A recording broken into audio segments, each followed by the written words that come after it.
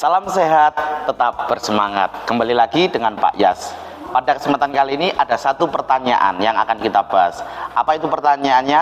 Bagaimana menurut pendapatmu tentang kebebasan berpendapat dan berekspresi di Indonesia dan di SMA Kolese Santo Yusuf Malang? Kebebasan berpendapat di Indonesia tentunya sudah diatur di dalam undang-undang. Kita bebas mengungkapkan pendapat sebagai warga negara. Contohnya apabila kita memiliki satu pendapat, kita boleh sharekan melalui medsos ataupun media sosial kita dengan cara yang baik tentunya. Dan tentunya juga dengan secara banyak selain media umum kita bisa melakukan perizinan itu dengan baik, tanpa rasis dan tentunya dengan aturan yang berlaku. Kemudian kebebasan berekspresi di Indonesia melalui banyak kegiatan sudah luar biasa dan kita bebas. Nah, satu hal lagi di SMA Kolese Santo Yusuf, apakah kita bebas mengungkapkan pendapat? Tentunya di SMA Kolese Santo Yusuf sudah sangat demokratis, di mana kita bisa mengungkapkan pendapat itu secara langsung, baik kepada teman, guru, bahkan kepada sekolah melalui teman kita bisa langsung, sekolah melalui email sekolah, apa yang ingin kita sampaikan secara langsung. Dan tentang kebebasan berekspresi, sekolah sudah mewadahi melalui kegiatan ekstrakurikuler, kegiatan pekan proyek, dan juga kegiatan tentunya saat ini sedang berlangsung DBL. Anak-anak bisa meluangkan segala bentuk ekspresi keinginannya dengan baik sesuai dengan ekspresi kreativitas masing-masing. Tentunya itu aja yang ingin Pak S sampaikan. Tetap sehat, salam olahraga, jaya.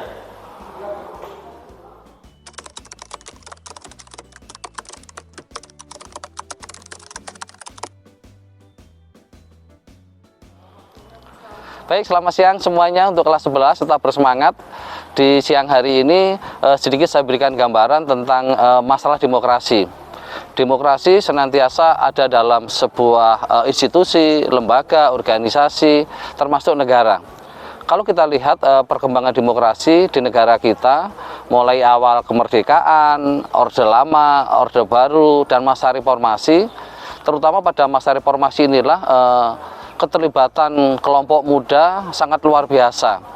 Terutama masalah-masalah kebijakan publik yang dibuat oleh pemerintah. Begitu ada antusias para generasi muda, kira-kira apa yang menjadi tujuan kebijakan yang dibuat oleh pemerintah. Namun demikian, saya berpesan kepada kelompok muda sebelum melakukan evaluasi, sebelum melakukan kritik terhadap kebijakan-kebijakan yang dibuat oleh pemerintah, alangkah baiknya kelompok muda senantiasa harus memahami apa yang menjadi tujuan daripada kebijakan itu. Tetap bersemangat.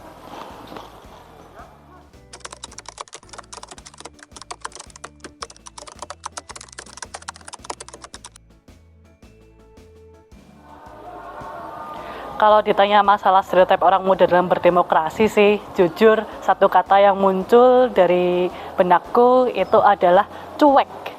Nah, tetapi gini, kita harus paham kenapa stereotip itu muncul. Apakah memang karena ada kesamaan pola? Contohnya seperti di Jepang nih, kalau teman-teman ngikutin berita, sebenarnya di Jepang itu sekarang mengalami krisis demokrasi anak muda karena hanya sekitar 30% saja yang ikut andil dalam proses demokrasi atau pemilu.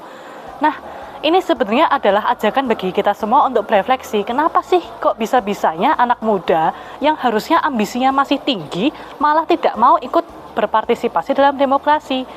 Nah, sebenarnya ada satu fakta menarik yaitu tentang generational superiority, di mana ya para generasi terdahulu itu merasa lebih unggul dari generasi-generasi yang muncul setelahnya.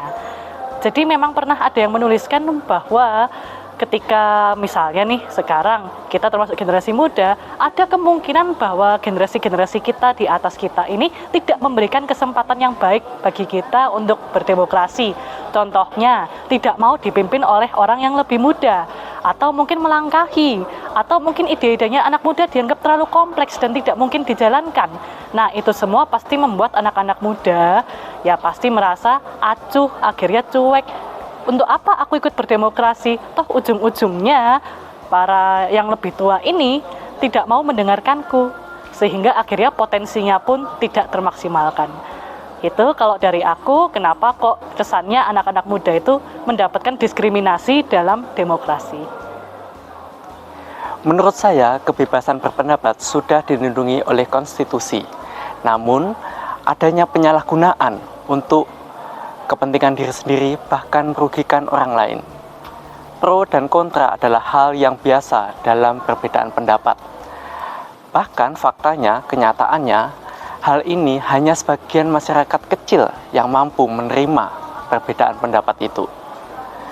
Kenyataannya, saat ini bahkan banyak kaum muda yang mendapat ancaman, bahkan ada batasan-batasan bagi mereka untuk mengemukakan pendapatnya.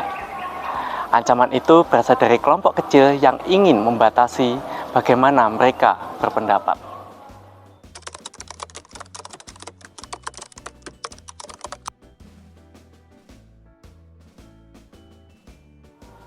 Halo, anak-anak SMAK Kolese Santo Yusuf, teristimewa anak-anak kelas 11 yang sedang melayakan proyek P5 dengan tema Suara Demokrasi. Ada satu pertanyaan untuk Bu Feni nih, yang harus Bu Feni jawab ya. Nanti kalian bisa melengkapinya sambil berproses di proyek P5, tema Suara Demokrasi. Yang pertama, partisipasi kaum muda tentunya sangat penting ya, terutama dalam menjaga keberlangsungan demokrasi itu sendiri. Dan kaum muda juga bisa mewakili kepentingan masyarakat dalam pengambilan keputusan. Kemudian yang kedua, kaum muda ini juga bisa membantu mempererat hubungan antar generasi. Dalam proses demokrasi mungkin sangat penting, membutuhkan pengkaderan.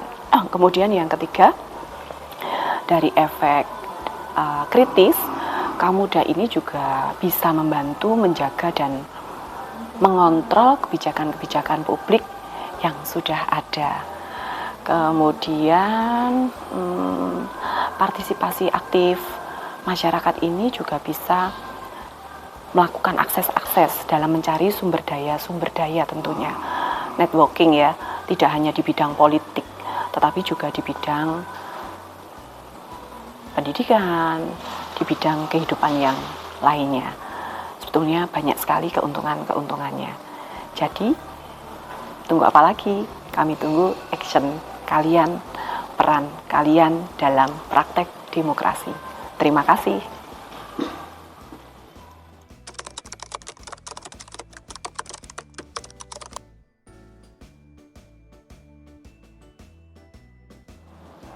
Hai, halo anakku kelas 11 SMAK Kolese Santo Yusuf yang Ibu cintai.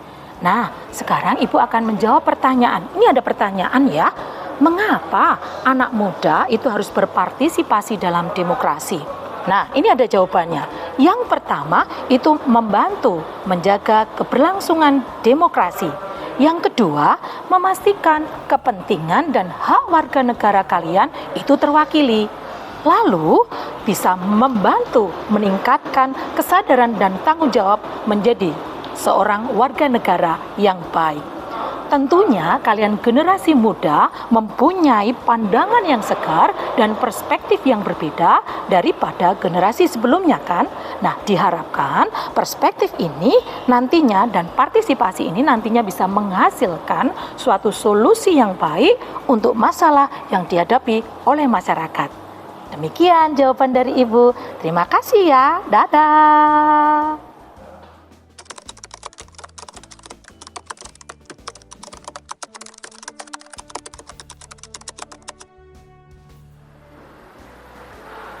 Tentunya ada banyak hal yang bisa dilakukan untuk menjawab pertanyaan ini. Ada begitu banyak contoh yang bisa kita lakukan. Yang pertama, itu tentu saja program keterlibatan sekolah.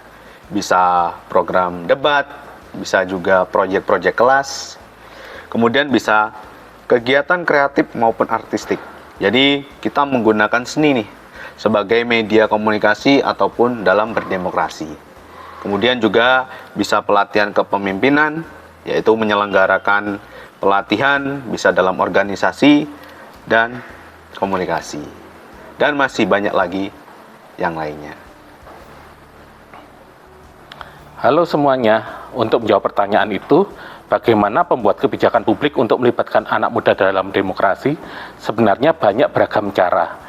Beberapa di antaranya yaitu satu, pendidikan politik dan pelatihan berupa kampanye edukasi politik, yaitu mengadakan seminar yang mengajarkan anak muda tentang proses politik dan pentingnya partisipasi anak muda dalam politik. Yang kedua, pemanfaatan teknologi dan penyediaan informasi terbuka, di mana memanfaatkan platform online, aplikasi, hingga jaringan diskusi tentang isu-isu penting, hingga laporan dalam format yang mudah dipahami dan diakses oleh anak-anak muda. Yang ketiga, mendengarkan isu prioritas anak muda, yaitu mengadakan sesi mendengarkan khusus anak muda dapat berbicara tentang isu apapun dan memberi masukan bagaimana cara penanganannya. Demikian untuk menjawab pertanyaan tersebut. Terima kasih semuanya. Dadah.